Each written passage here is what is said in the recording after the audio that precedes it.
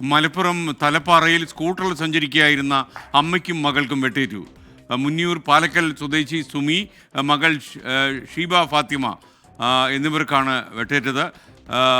സ്കൂട്ടറിലെത്തിയ ആളാണ് വെട്ടിയത്. ഷബ ഫാത്തിമയാണ് മകളുടെ പേര്. ഷബ ഫാത്തിമയാണ്. സമീർ ബിൻ കരീം മലപ്പുറത്തു നിന്നും ടെലിഫോണിൽ.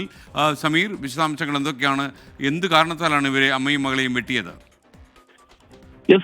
ഇന്ന് വൈകുന്നേരം 7:30 കൂടിയാണ് ഈ സംഭവം ഉണ്ടാകുന്നത്.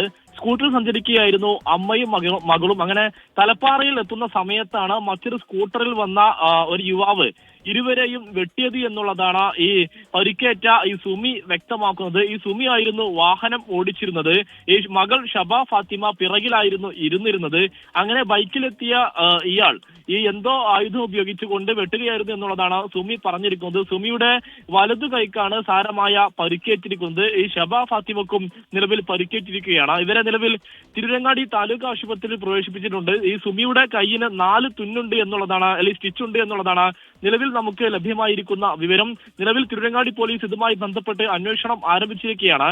ഈ ആക്രമിച്ച ശേഷം പ്രതി ഇവരുടെ ബൈക്കിന് മുൻഭാഗത്തേക്ക് എത്തിക്കൊണ്ട് തിരിഞ്ഞു നിന്ന് ചിരിച്ചുകൊണ്ടാണ് മുന്നോട്ട് പോയത് എന്നുള്ളതാണ് സുമി വ്യക്തമാക്കുന്നത്.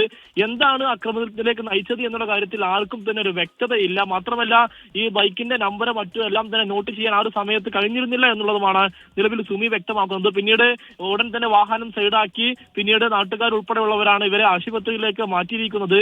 തിരുരങ്ങാടി പോലീസ് സംഭവ സ്ഥലത്തെത്തി മൊഴി രേഖപ്പെടുത്തി അന്വേഷണം ആരംഭിച്ചിരിക്കുകയാണ്. സമീർ, ഇവരുടെ പരിക്ക് ഗുരുതരമല്ല എന്ന രീതിയിൽ ആശ്വാസകരമായ ഒരു വാർത്ത കൂടി വരുന്നുണ്ട്. ഇവർക്ക് പരിചയമില്ലാത്ത ഒരാളാണോ വെട്ടിയത്? ഇവരുടെ പരുക്ക് നിലവിൽ ഗുരുതരമല്ല, ആശ്വാസകരമാണ് എന്നുള്ളതാണ്, അല്ലെങ്കിൽ സാരമുള്ളതല്ല എന്നുള്ളതാണ് ആശ്വാസകരമായിട്ടുള്ള കാര്യം. ഇവരുടെ വലതു കൈയിന് ആണ് മുറിവുള്ളത്. 4 സ്റ്റിച്ചാണ് ഇതുമായി ബന്ധപ്പെട്ടുള്ളത്.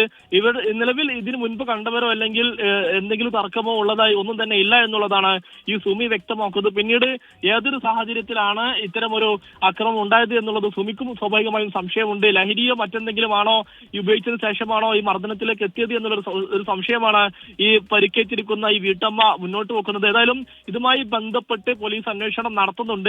മുൻപ് എങ്ങാനും തർക്കമോ അല്ലെങ്കിൽ മറ്റു പ്രശ്നങ്ങളോ ഭീഷണിയോ ഒന്നും തന്നെ ഉണ്ടായിരുന്നില്ല എന്നുള്ളതാണ് ഈ പരിക്കേറ്റ സുമി വ്യക്തമാക്കുന്നത്. അതുകൊണ്ട് തന്നെ കൃത്യമായ അന്വേഷണം വേണം എന്നുള്ളതാണ് ഇവരുടെ ആവശ്യം. പ്രത്യേകിച്ച് ഈ രാത്രി കാലങ്ങളിൽ ഇങ്ങനെയാണെങ്കിൽ എങ്ങനെയായിരിക്കും സഞ്ചരിക്കുക എന്നുള്ളൊരു ചോദ്യമാണ് ഈ സുമിയും മുന്നോട്ട് വെക്കുന്നത്. ഏതായാലും നിലവിൽ പരിക്കേറ്റ ഇരുവരെയും നിലവിൽ തിരുരങ്ങാടി താലൂക്ക് ആശുപത്രിയിൽ പ്രവേശിപ്പിച്ചിരിക്കുകയാണ്. നാട്ടുകാരാണ് ഇവരെ ആശുപത്രിയിലേക്ക് എത്തിച്ചിരിക്കുന്നത്. ഒപ്പം തന്നെ തിരുരങ്ങാടി പോലീസും സംഭവ സ്ഥലത്തെത്തി വിശദമായ മൊഴി രേഖപ്പെടുത്തി അന്വേഷണം ആരംഭിച്ചിരിക്കുകയാണ്. ഉടൻ തന്നെ CCTV എല്ലാം തന്നെ കേന്ദ്രീകരിച്ച് വിശദമായ അന്വേഷണം തന്നെ ആരംഭിക്കുമെന്നുള്ളതാണ് നിലവിൽ പോലീസ് വ്യക്തമാക്കുന്നത്.